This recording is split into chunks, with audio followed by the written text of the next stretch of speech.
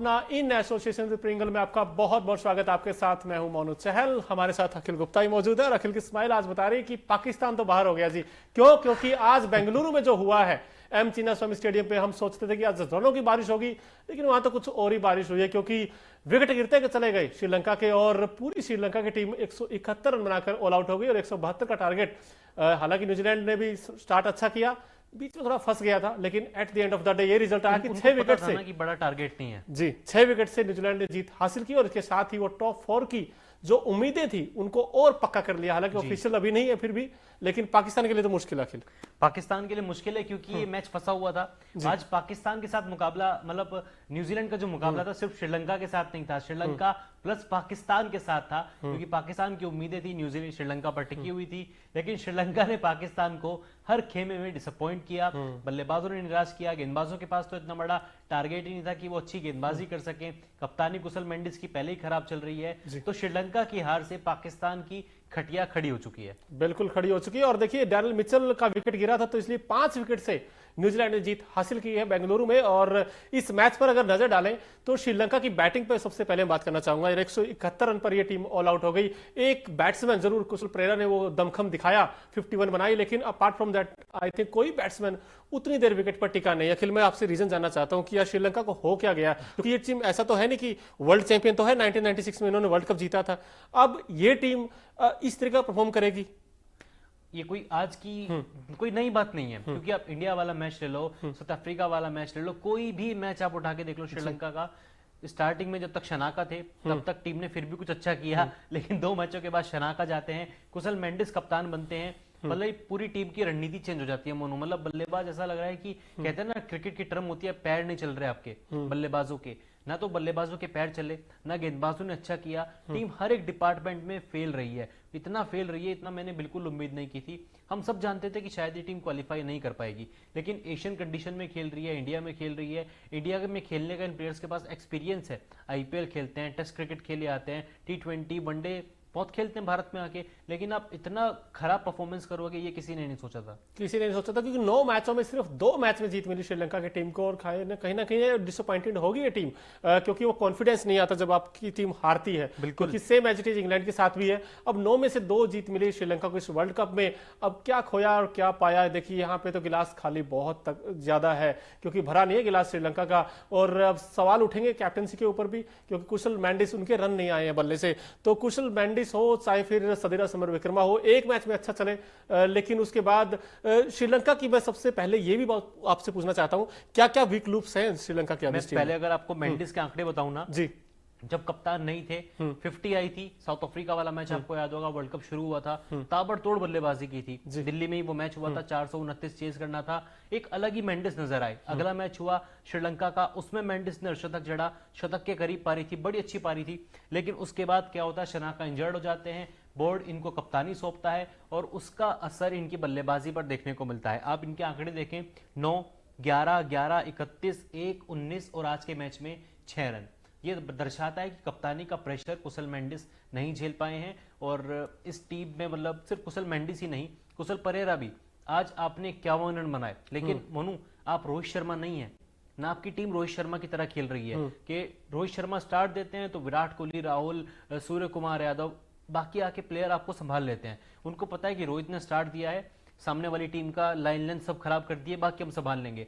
आपने कोशिश वैसी ही की, आपने सोचा रोहित शर्मा बन जाऊंगा, स्टार्ट दिया, अच्छी बल्लेबाजी की, लेकिन आपकी टीम तो टीम इंडिया की तरह नहीं खेल रही ना, उस स्टार्ट का फायदा क्या?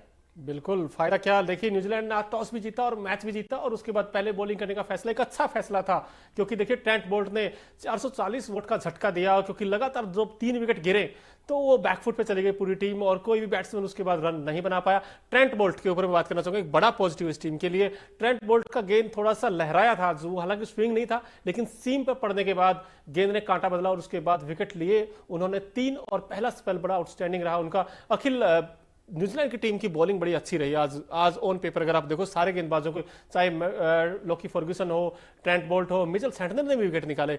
अब ये टीम टॉप 4 में जाएगी तो सबसे बड़ा खतरा इंडिया के लिए होगा। इसका जवाब बाद में दूंगा, लेकिन पहले इसलिए क्योंकि जो फैंस हमारे साथ जुड़े भी होंगे जो जानना चाहते हैं कि पाकिस्तान की स्थिति क्या है। तो पाकिस्तान की स्थिति कुछ ऐसी है कि न्यूजीलैंड के सामने 172 का टारगेट था और उनको ये टारगेट 25 ओवर से पहले चेज करना था। अगर ये टीम टारगेट 25 ओवर से पहले चेज कर लेती तो पाकिस्तान का जो मुकाबला होगा अब इंग्लैंड के साथ 11 नवंबर को जो है, अब पाकिस्तान को मुकाबला 227 रन से जीतना पड़ेगा। नहीं, ये 25 ओवर से पहले कर लिया उन्होंने, 23 ओवर में 24वें ओवर में चेज कर लिया है। तो यानी कि अब क्या न्यूजीलैंड ने अपने आप को 99.9999% सिक्योर कर लिया है। तो इंडिया का सेमीफाइनल बहुत हद तक न्यूजीलैंड से होने वाला है। अब पाकिस्तान को कोई चमत्कार का चमत्कार, महाचमत्कार ही बचा सकता है। आप इंग्लैंड को 227 या उससे बड़े मार्जिन से हराएं, और अगर आप चेस करते हैं तो कम से कम उसके लिए भी कुछ सिनेरियो सामने नहीं आया कि आपको इतने ओवर में जीतना होगा या इतने 10 विकेट से जीतना होगा। लेकिन बड़ी जीत से बढ़कर अब पाकिस्तान के लिए कुछ नहीं हो सकता। आपने कहा 227 रनों से अगर जीतना होगा, पाकिस्तान को, इंग्लैंड को हराना होगा। लेकिन ऐसा भी तो हो सकता है कि जब वो चेज करे तो हो सकता है 250 उनको 15 ओवर में बनाने पड़ जाए इस हिसाब से। तो कुछ ऐसी मैं वही कह रहा हूँ कि उसकी इक्वेशन अभी सामने नहीं आई है कि जो भी टारगेट होगा 200 का हो, 250 का हो या 100 रन का हो, जो भी इंग्लैंड बनाती है उसके लिए भी एक टारगेट आएगा कि आपको इतने ओवर तक ये स्कोर हासिल करना है, तभी आप सेमीफाइनल में जा सकते हैं। वरना आप अपना बैग पैक कीजिए, आप मुंबई या कोलकाता जहां भी इंडिया का सेमीफाइनल होगा वहां की बजाय आप कराची की फ्लाइट पकड़ें और जाएं। बिल्कुल जाएं, लेकिन देखिए अखिल, ठीक है पाकिस्तान के चांसेस बहुत कम है, अब तो ना के बराबर ही हो गए हैं। वैसे तो क्रिकेट में देखिए, क्रिकेट हमेशा कहते हैं ना कि अनिश्चितताओं का खेल है, लेकिन उस तरीके का खेल कभी कभी ना रेयर होते हैं ये चीजें। मैक्सवेल की वो पारी एक दिन आई, लेकिन ये हर बार नहीं होती ये चीजें। और रही बात की इतना बड़ा मार्जिन हो गया अब तो, क्योंकि 130 रन तब था, अगर न्यूजीलैंड सिर्फ 1 रन से जीता तब भी 130 का था, लेकिन अब तो ये तकरीबन 230 का हो गया है इंग्लैंड को हराना। लेकिन इंग्लैंड के ऊपर भी तलवार लटकी है, क्योंकि उनको भी चैंपियंस ट्रॉफी के लिए वो मैच जीतना बहुत जरूरी है। तो ऐसे में पाकिस्तान की चीजें बड़ी मुश्किल लगती है यहाँ से। और रही दूसरी बात, अखिल मैं बॉलिंग की बात कर रहा था, ट्रेंट बोल्ट हो, लॉकी फर्ग्यूसन हो, और बैटिंग में सचिन रविंद्र, एक इस तरह के खिलाड़ी है ऊपर से जिन्होंने अच्छे रन बनाए हैं। अच्छे क्या मतलब, डेब्यू मैच में, डेब्यू वर्ल्ड कप था उनका ये पहला, तो डेब्यू वर्ल्ड कप में हाईएस्ट रन हो गए अब उनके, क्योंकि उनसे पहले जॉनी बेस्टर थे 2019 वर्ल्ड कप में, उन्होंने रन बनाए थे। उसके बाद फिर राहुल द्रविड़ ने भी 1999 में रन बनाए थे, उनका डेब्यू वर्ल्ड कप था। सचिन रविंद्र को कैसे देखते हैं आप? सचिन रविंद्र ने बहुत इंप्रेस किया है मोनू। पहले तो ये खिलाड़ी 23 साल का है और इनको देख के लगता नहीं है कि इनका पहला वर्ल्ड कप है। इससे पहले इनके वनडे आंकड़े बहुत खराब थे, लेकिन बोर्ड्स ने इनको मौका दिया, सेलेक्टर्स ने मौका दिया, और क्या खूब खेला ये खिलाड़ी। एक रिस्की तो था क्योंकि पहले मैच से रूल्ड आउट हो गए थे केन विलियमसन। आपने एक ऑलराउंडर को, बॉलिंग ऑलराउंडर को नंबर 3 पे एक्सपेरिमेंट के तौर पे उतारा, बंदे ने शतक जड़ दिया। उसके बाद क्या होता है कि केन विलियमसन वापस आते हैं, इनको एज अ ओपनर ट्राई किया जाता है, ये वहां शतक जड़ देते हैं। आज के मैच में भी 42 रनों की एक ताबड़तोड़ पारी थी, तेज शुरुआत टीम को दिलाई। तो हर डिपार्टमेंट में इसने प्रभावित किया इस खिलाड़ी ने।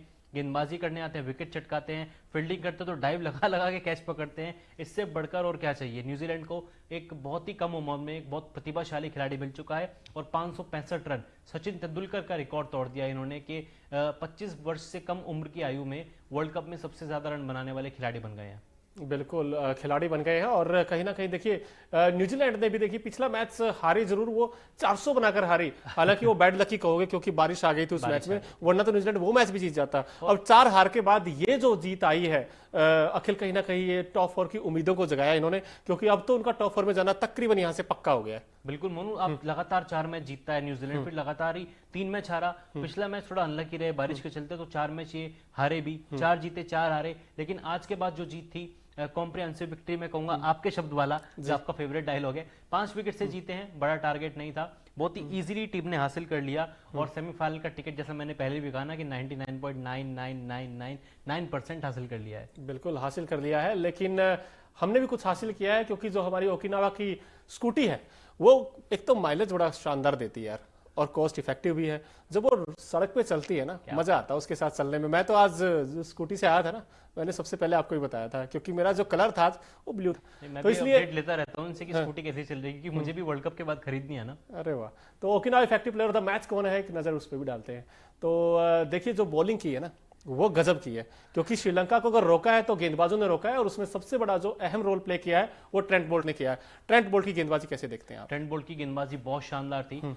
पिछले मैचेस में ये इन्होंने कुछ खास परफॉर्म नहीं किया, विकेट मिल रहे थे, 1-2 विकेट मिले, लेकिन काफी ज्यादा रन कंसीड कर रहे थे, 88, 70, 75, पिटाई बहुत हुई थी। लेकिन आज के मैच में वापसी की, क्योंकि जानते थे ये मैच डू और डाई होने वाला है। न्यूजीलैंड के लिए भी हारे तो आपको बैक पैक करने पड़ेंगे, न्यूजीलैंड के लिए जीते तो आप सेमीफाइनल खेलने जाएंगे। तो ट्रेंट बोल्ट ने वो जिम्मा उठाया, शुरुआत इन्होंने दिलाई न्यूजीलैंड को, अच्छी गेंदबाजी की, 10 ओवर 3 मेडन थे मोनू, 37 रन और 3 विकेट। इकोनॉमिकल देखिए 3.70 की, इससे वर्ल्ड बेस्ट कप क्या हो में भी तो सकता है अपने यार? 50 विकेट पूरे कर लिए हैं। पहले कीवी गेंदबाज बने जिन्होंने वर्ल्ड कप में न्यूजीलैंड के लिए ओडीआई वर्ल्ड कप में 50 या उससे अधिक विकेट लेने का रिकॉर्ड बनाया है, और इंटरनेशनल में भी उन्होंने अपने 600 विकेट पूरे कर लिए हैं। बिल्कुल 600 विकेट पूरे कर लिए, और इन्होंने जो झटके दिए थे उसके बाद तो संभल ही नहीं पाया पूरा श्रीलंकन टीम। हालांकि वो लास्ट में एक पार्टनरशिप जरूर हुई थी जिन्होंने थोड़ी सी उम्मीदें जगाई, लेकिन 172 उतना बड़ा टारगेट था नहीं, टू बी ऑनेस्ट, क्योंकि जिससे कि आप फाइट कर सको। और सामने न्यूजीलैंड है यार, न्यूजीलैंड, डेवन कॉनवे, आपके रचिन रविंद्र, इस तरीके की बैट्समैन है, तो फिर मुश्किल लगता था ये स्कोर डिफेंड कर पाना। लेकिन यहाँ से न्यूजीलैंड अगर टॉप 4 में जाता है तो फिर इंडिया के लिए कितना खतरा? थोड़ा बहुत खतरा रहेगा, थोड़ा डर थोड़ा बहुत नहीं, थोड़ा ज्यादा ही रहेगा, क्योंकि आईसीसी इवेंट में हमेशा तंग करता है। वही कहने वाला, 2003 से लेकर 2023 तक जितने भी आईसीसी इवेंट हुए हम उनको हरा ही नहीं पाते थे, हमेशा न्यूजीलैंड हमको हरा के चला जाता था।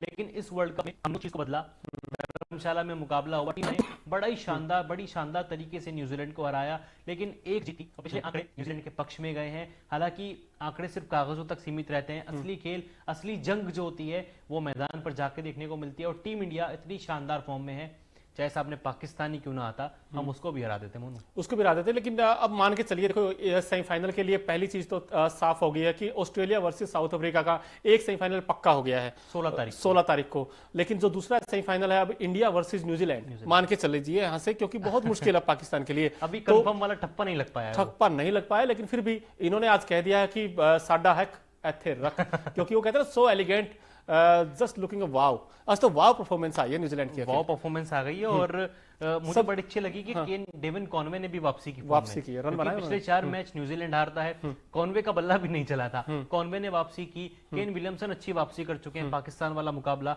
आप देख लीजिए, बड़ी ताबड़तोड़ बल्लेबाजी की थी विलियमसन ने।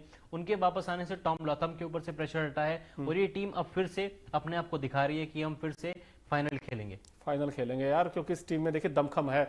लेकिन दमखम हमारे सेगमेंट में भी है, एक सेगमेंट जिसमें ऐसे पूरे मैच में आज कई ऐसे मोमेंट्स रहे जो बड़े यादगार रहेंगे लंबे समय तक। तो एक बार नजर डालते हैं Okinawa moment of the day पर आज के क्या क्या खास रहे हैं।